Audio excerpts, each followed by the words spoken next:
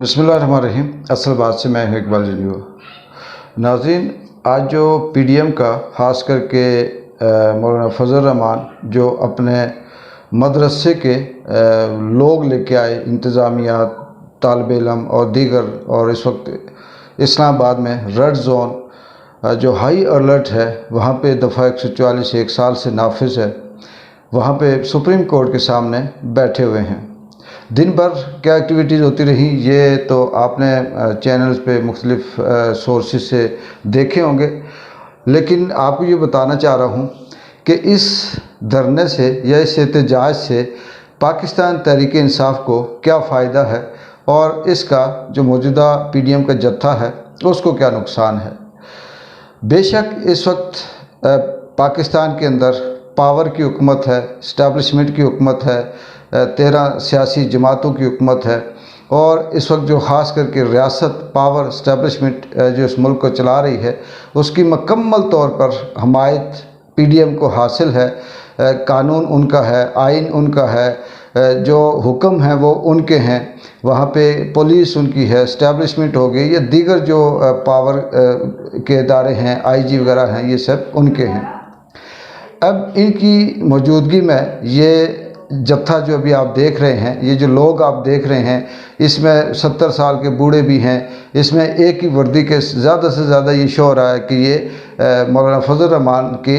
मदरसों के लोग हैं जो मज़हब के नाम से अपने आप को 70 सालों से बेचते आए हैं। और इससे पहला अंदाज़ा तो ये होता है कि ये आम आदमी भी नहीं है, ये कोई नज़रियाती बंदे भी नहीं हैं, या ये सियासी और समाजी शऊर रखने वाले लोग भी नहीं हैं।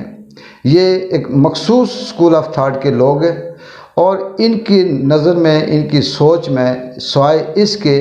कि मौलाना फजल रहमान जो बात कहेंगे वो उर्फ़ आखिर है, इसके अलावा कोई बात नहीं।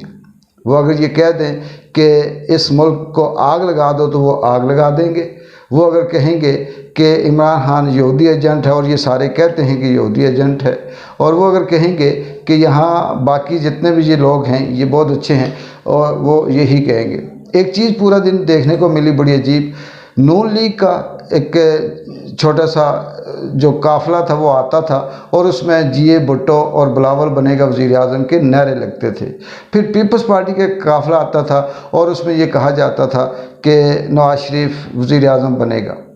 यानी वहाँ पे इस वक्त तो मजबूरी है इनकी कि नून लीग के काफ़िले में, रैली में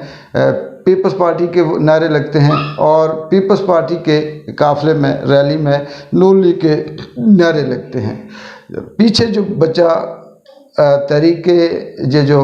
इंसाफ के ख़िलाफ़ निकला हुआ है, आइन के हवाले से हम सुप्रीम कोर्ट का फ़ैसला नहीं मानते, पीडीएम का जत्था फजल रहमान जो अपने बंदूक को लेके आया हुआ है वो कभी भुट्टो के नारे लगाते थे और कभी नवाज शरीफ के।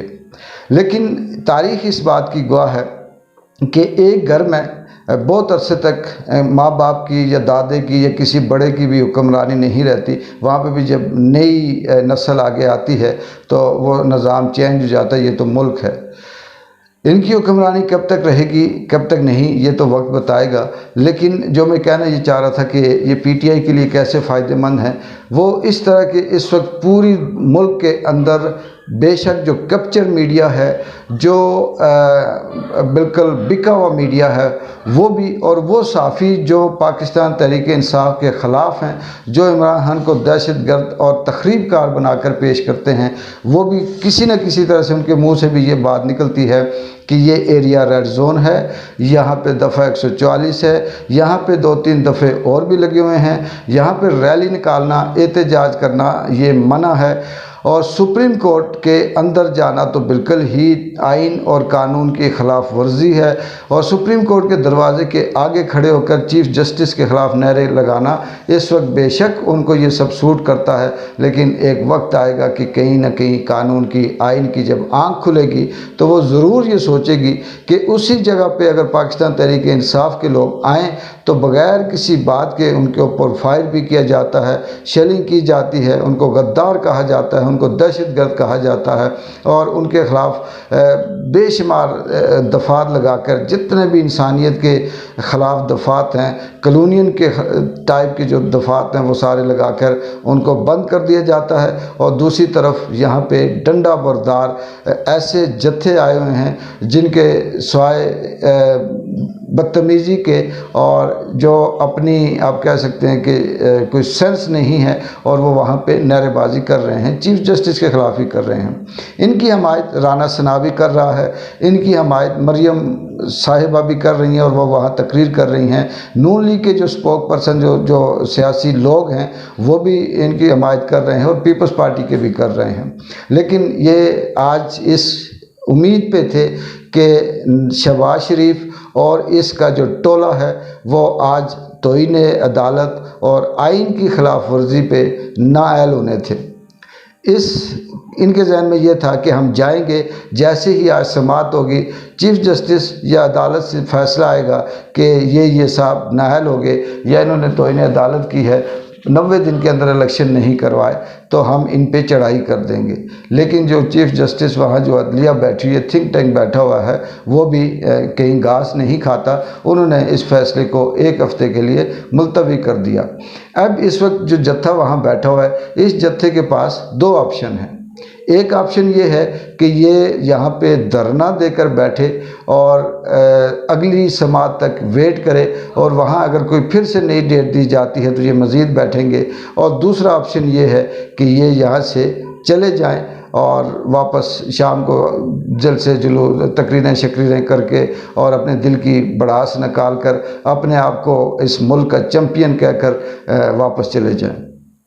اب اگر یہ واپس چلے جاتے ہیں تو ان کے لیے پھر دوبارہ سے آنا اتنا آسان نہیں ہوگا۔ اس وقت تک بہت کچھ تبدیل ہو چکا ہوگا، اور بہت سی ایسی دفعات لگ چکی ہوں گی، اور حکومت پہ بھی بے شمار تنقید ہو چکی ہوگی۔ اور اگر یہ بیٹھتے ہیں تو 1 ہفتے تک یہاں بیٹھنا آسان نہیں ہے، گرمی بھی ہے۔ یہ بے شک انتظام کر لیں، یہ چاہے چنے کھائیں، یہ کچھ بھی کریں، جو مرضی یہ ارینج کر لیں، ظاہر سی بات ہے ان کو فیسیلیٹیٹ کیا جا رہا ہے، ان کو گاڑیاں شاڑیاں یہ وہ کھانا وانا ملتا رہے گا، لیکن اس 1 ہفتے میں یہ اس طرح سے جبر سے نہیں بیٹھ سکیں گے۔ کہیں نہ کہیں ان سے ایسی غلطیاں قدرت کروائے گی جس کی وجہ سے یہ بدنام ہوں گے۔ اب اس کے پیچھے بدنیتی ہے اور خدائی دعویٰ کرنے کے یہ طاقتور لوگ ہیں، یہ اپنے آپ کو یہ سمجھتے ہیں کہ ہم اس ملک کے خدا ہیں، اور یہ فرعونیت فسطائیت قائم کرنے والے لوگ ہیں۔ ان کا ساتھ پاور آف نیچر کبھی بھی نہیں دے گی۔ دوسری طرف پاکستان تحریک انصاف کے ہزاروں کی تعداد میں کارکنوں کو جو نہ صرف دہشت گردی ایکٹ میں بلکہ آرمی ایکٹ میں اور بے شمار کچھ الزامات لگا کر ان کو بند کیا ہوا ہے، ان پہ تشدد ہو رہا ہے، یا ان پہ ان کی زندگی جیرن کر کے رکھی ہوئی ہے۔ لیکن ظاہر سی بات ہے کہ جب بھی کسی ملک کی ہم تاریخ اٹھا کے دیکھیں، اس میں انقلاب آیا یا تبدیلی آئی تو ہمیشہ اس میں قربانیاں دی گئی ہیں۔ یہی لوگ، یہی غریبوں کا خون، یہی جو محب وطن لوگ ہوتے ہیں، ان کی قربانیاں جدوجہد رنگ لاتی ہیں اور ملک کے اندر تبدیلی آتی ہے۔ یہ کل بھی میں کہہ رہا تھا، فائنل جنگ ہے۔ عمران خان اگر ہارتا ہے تو اس ہارنے سے اس کو وہ موت کو قبول کرے گا، اور اگر جیتتا ہے تو پھر یہ ملک پھر دوبارہ سے اپنی پاؤں پہ کھڑے ہونے کی کوشش کرے گا۔ عمران خان کے پاس اس وقت 2 ہی آپشن ہیں، ایک آپشن زندگی ہے، جدوجہد ہے، اور دوسری آپشن موت ہے۔ زندگی اس کے اپنے ہاتھ میں نہیں ہے، موت بھی اس کے اپنے ہاتھ میں نہیں ہے۔ اس کا وعدہ جو آج تک ہم سنتے پڑھتے لکھتے آئے ہیں، جو ہمارا ایمان ہے کہ یہ اللہ کے ہاتھ میں ہے، اللہ جس کو چاہے تو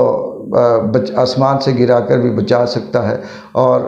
اگر نہیں بچتا تو پھر یہ ملک تباہی اور بربادی کے علاوہ کوئی راستہ نہیں ہے۔ اس میں کوئی دو رائے نہیں ہے، اس میں کسی قسم کی کوئی بائسنس نہیں ہے کہ یہ جو حکومت ہے یہ بدنیتی پہ ہے اور یہ اپنی کرسی کی جنگ لڑ رہی ہے۔ ان کے اندر عوام کا، ملک کا کوئی سٹیک نہیں ہے، کوئی مفاد نہیں ہے، اور یہ کسی بھی صورت نہیں چاہتے کہ ان کی یہ جو بدماشی اور کرپشن کے 75 سالہ جو ریکارڈ ہے وہ بند ہو اور یہ اس طرح سے عیاشی کریں۔ اگر یہ اس دفعہ بچ بھی گئے تو کہیں نہ کہیں سے قدرت قدرت کے اس نرگے میں آئیں گے، کیونکہ ہم بار بار اس لیے اس کا ذکر کرتے ہیں کہ اگر مسلمان کا یہ یقین ہے کہ پوری کائنات کو اللہ تعالیٰ کی ذات چلا رہی ہے تو پاکستان اس کے آگے کیا چیز ہے؟ پاکستان یہ لوگ نہیں چلائیں گے، پھر اس کو بھی قدرت ہی چلائے گی۔ کل تک دیکھتے ہیں کہ یہ دھرنا کیا رخ اختیار کرتا ہے، کون سی ایسی بیچ میں اللہ کی طرف سے حمایت آتی ہے جو عمران خان کی یا پاکستان تحریک انصاف کی سپورٹ کرتی ہے، یا 2-4 دن کے بعد کس طرح سے حالات بدلتے ہیں، یہ انشاءاللہ اپڈیٹ آپ کو دیتے رہیں گے۔ اقبال جنجوعہ کو اجازت دیں، اللہ حافظ۔